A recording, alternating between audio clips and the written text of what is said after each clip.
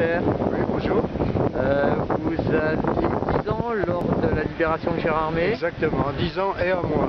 Vous vous en souvenez parfaitement? Parfaitement, oui. On était réfugiés chez Raymond Vincent Viry, c'est un peintre qui était là, boulevard Kelch.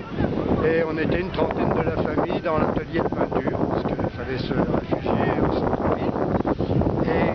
Et quand on a été libérés, on a vu arriver une Jeep avec 4 soldats français dedans, qui s'est arrêté devant l'hôtel des Liserons, qui existe toujours au même endroit.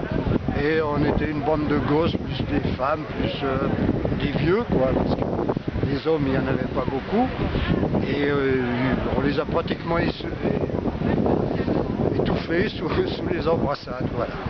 Les premiers soldats français qui sont arrivés, en ce qui me concerne, parce que j'avais des cousins qui étaient au centre-ville, place de partout, quoi. Et nous, on était là. Et le premier, c'est une Jeep avec 4 militaires. Voilà. C'est vraiment la joie qui dominait?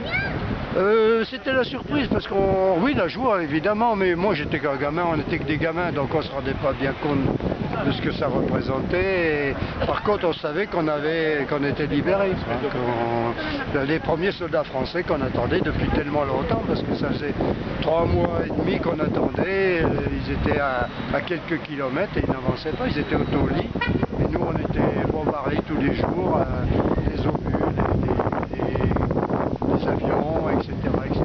Puis les soldats allemands qui étaient là, qui n'étaient pas gentils, tout à fait. Est-ce que vous avez une anecdote particulière par rapport à cette libération, ou peut-être un petit peu plus tard? Un peu plus tard, j'ai une anecdote. J'étais retrouvé au Grand Hôtel. Il y avait tous mes cousins qui étaient au Grand Hôtel, et je suis allé au Grand Hôtel retrouver. Alors j'ai vu dans les caves un peu partout des gens, des gens qui étaient allongés. Je cherchais mes cousins là-dedans. Voilà, c'est là. Puis après, moi ma mère m'a voulu que je parte, comme on était bombardé par les Allemands depuis la Chenoute, le Honeck.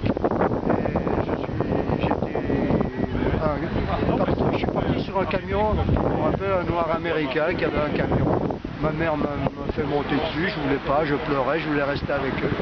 Et je suis parti vers Épinal, puis après vers Mirecourt.